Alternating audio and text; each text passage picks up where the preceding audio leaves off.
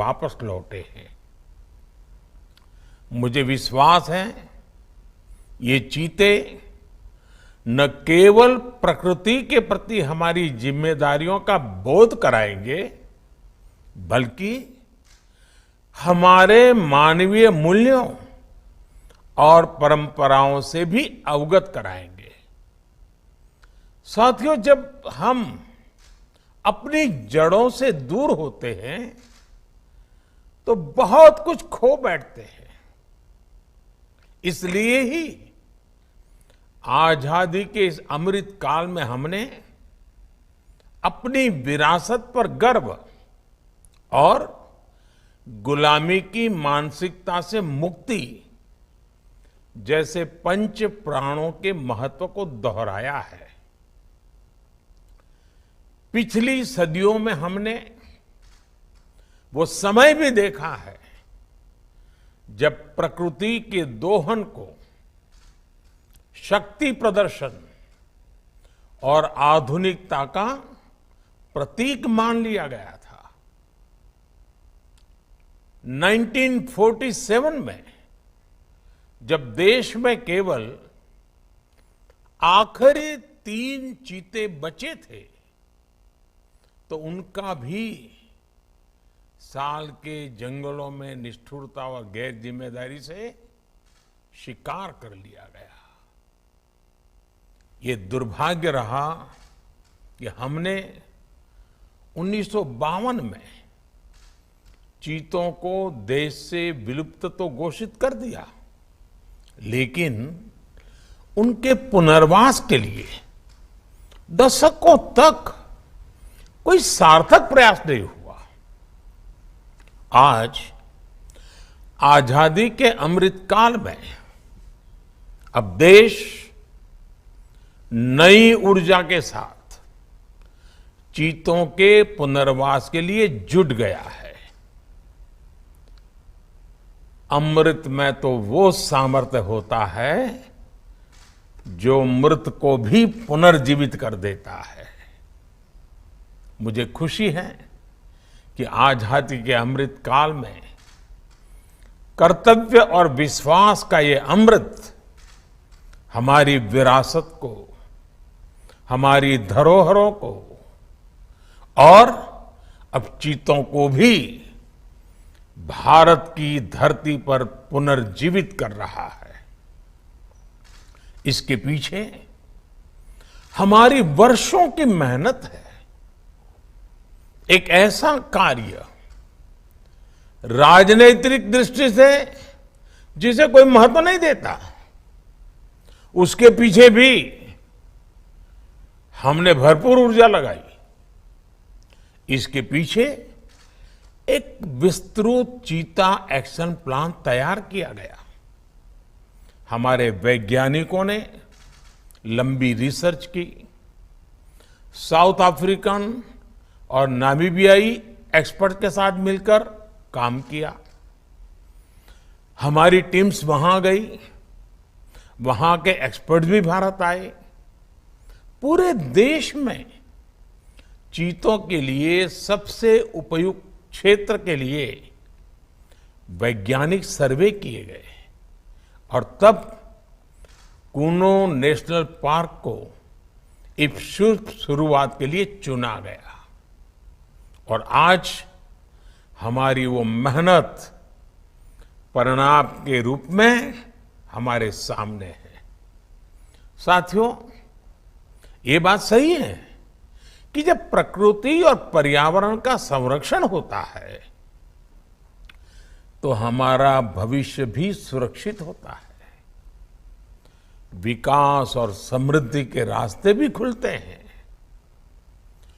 Kuno national park में जब चीता फिर से दौड़ेंगे तो यहां का ग्रासलैंड इकोसिस्टम फिर से रिस्टोर होगा,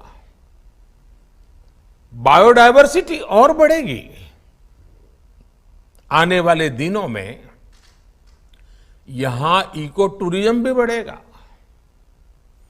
यहां विकास की नई संभावनाएं जन्म लेगी, रोजगार के अवसर बढ़ेंगे लेकिन साथियों, मैं आज आपसे, सभी देशवासियों से एक आग्रह भी करना चाहता हूं।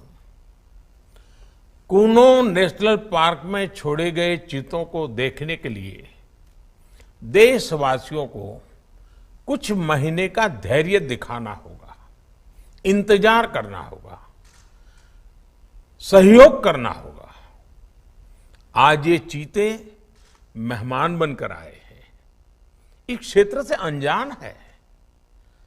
कूनो नेशनल पार्क को ये चीते अपना घर बना पाए, इसके लिए हमें इन चीतों को भी कुछ महीने का समय देना होगा।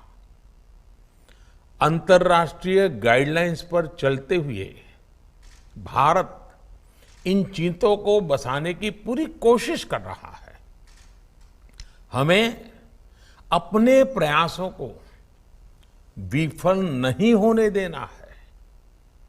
साथियों, दुनिया आज जब प्रकृति और पर्यावरण की ओर देखती है तो सस्टेनेबल डेवलपमेंट की बात करती है, लेकिन प्रकृति और पर्यावरण, पशु और पक्षी भारत के लिए एक केवल सस्टेनेबिलिटी और सिक्योरिटी के विषय ही सिर्फ है, ऐसा नहीं है।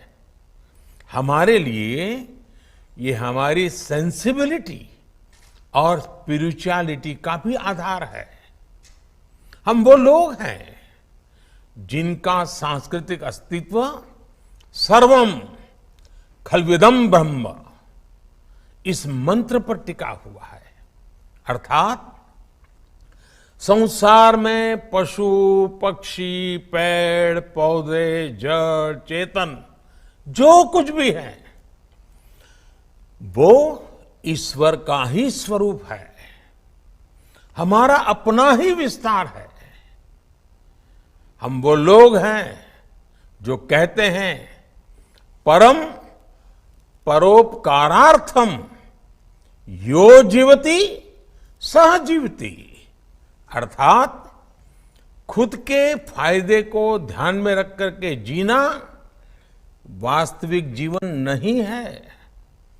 वास्तविक जीवन वो जीता है जो परोपकार के लिए जीता है।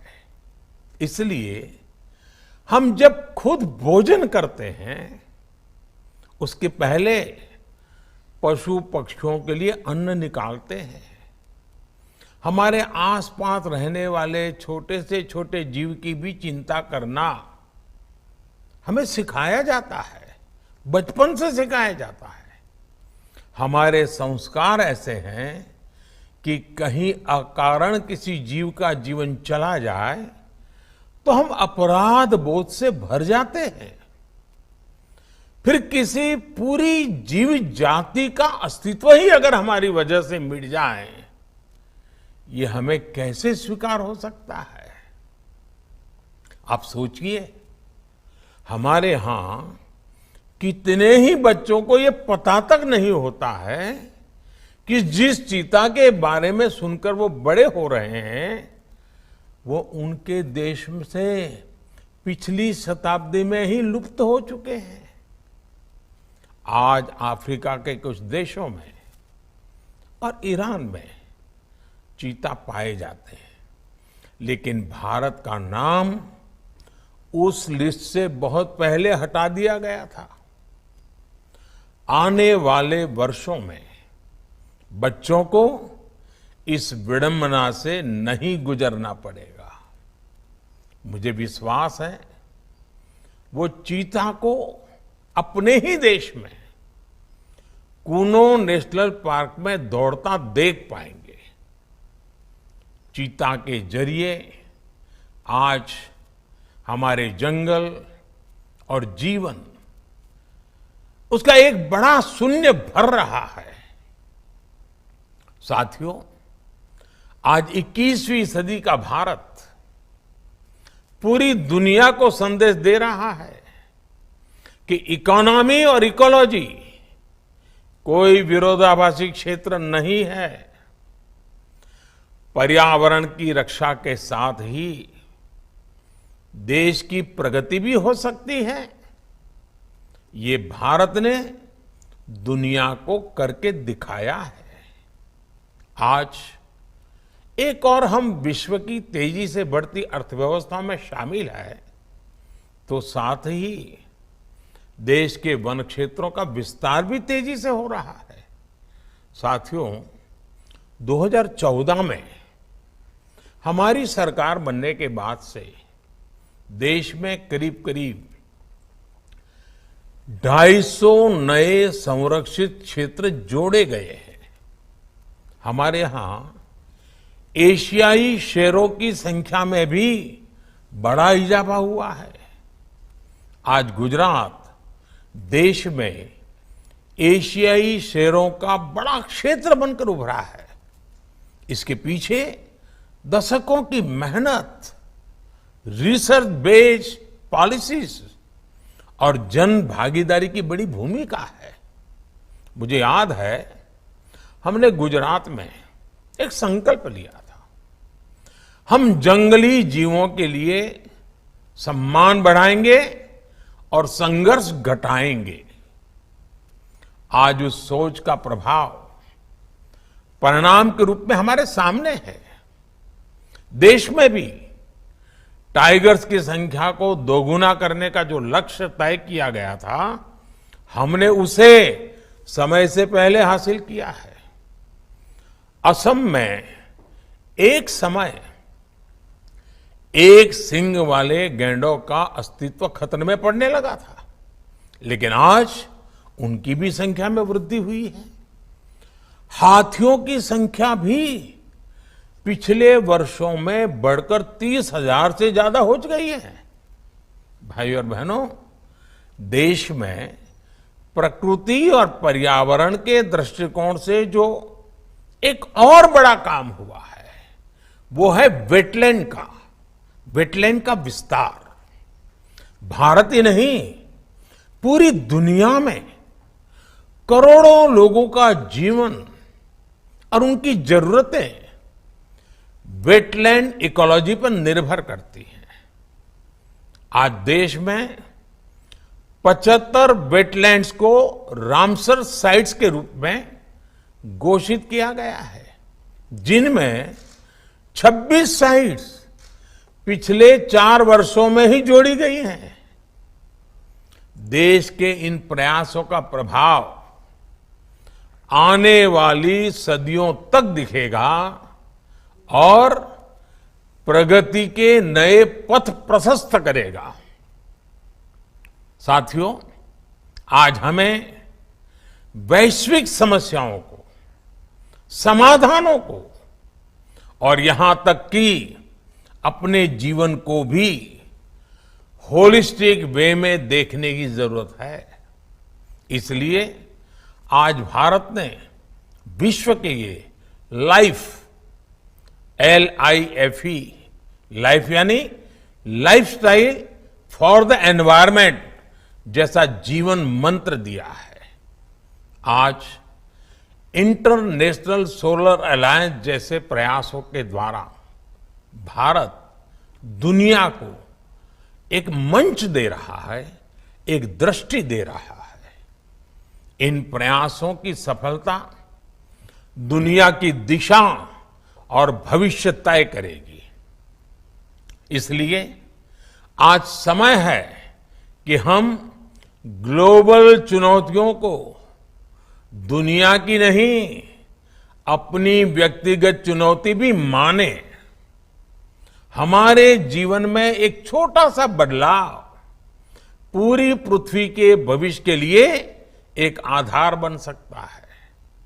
मुझे विश्वास है, भारत के प्रयास और परंपराएं इस दिशा में पूरी मानवता का पथ प्रदर्शन करेगी, बेहतर विश्व के सपने को ताकत देगी। इसी विश्वास के साथ आप सभी को इस मूल्यवान समय पर, ऐतिहासिक समय पर बहुत बहुत धन्यवाद देता हूं, बहुत बहुत बधाई देता हूं।